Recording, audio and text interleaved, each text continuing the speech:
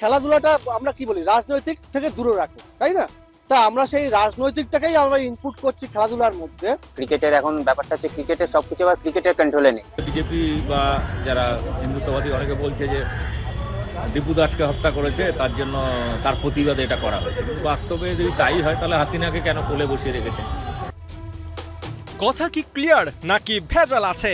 মোস্তাফিজ ইস্যুতে মুখ খোলা এরা কেউই বাংলাদেশি নন, এরা কলকাতার নিখাদ সব ক্রিকেট প্রেমী। যে যুক্তিতে মোস্তাফিজকে আইপিএল থেকে বাদ দেয়া হয়েছে, সেই একই যুক্তিতে তারা নিশানা করছেন নিজ দেশের সরকারকে। ধর্মীয় উগ্র সংগঠন আর রাজনৈতিক এজেন্ডায় কেন দুই বাংলার সম্পর্ক কাটা পড়ছে, এই প্রশ্ন ছুটছেন একসাথে।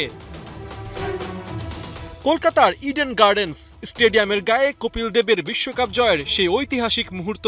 6 জানুয়ারি ভারতের এই বড় তারকার জন্মদিনে সেখানকার ক্রিকেট ফ্যানরাও চান বিসিসিআইও যেন রাজনীতির ঊর্ধ্বে থেকে বড় হৃদয়ের পরিচয় দেয়। খেলোয়াড়রা কোনো রাজনৈতিক ছত্রছায়া থাকে না, তারা যখন যে টিমে খেলে সেই টিমের হয়েই রিপ্রেজেন্ট করে। সুতরাং তাদের কাছে রাজনৈতিকটা ম্যাটার, তাদের কাছে খেলাটা ম্যাটার। সুতরাং এখানে যখন একটা অস্থিরতা চলছে, আমার মনে হয় না এখান থেকে বাদ দেওয়া উচিত।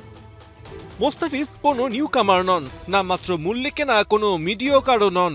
সেই 2016 থেকে আইপিএল খেলছেন, একটা নয়, দুটো নয়, পাঁচটা ফ্র্যাঞ্চাইজির হয়ে খেলেছেন 8টা সিজন।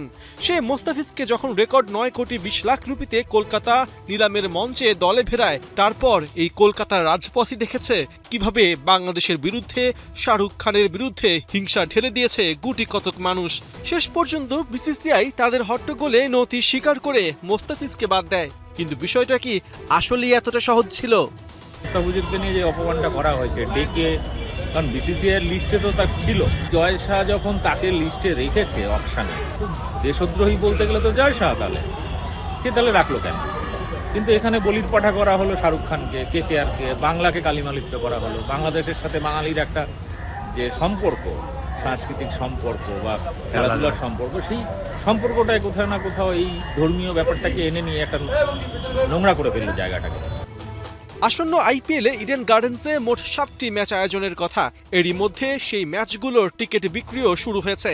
অথচ সেখানে অনেকেই ছিলেন যারা বাংলাদেশ তারকা মোস্তাফিজেরও ভক্ত।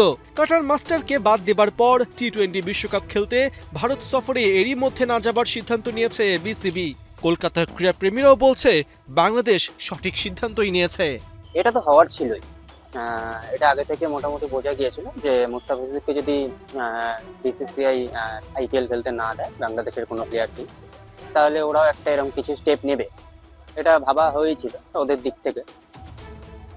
হয়তো ওরা ঠিক আছে, বাট এটা তো একটা রাজনৈতিক ব্যাপার হয়ে গেছে। এখন ক্রিকেটটা এখন পুরোপুরি রাজনৈতিক ঢুকে গেছে। পার্থ বণিক, ৭১।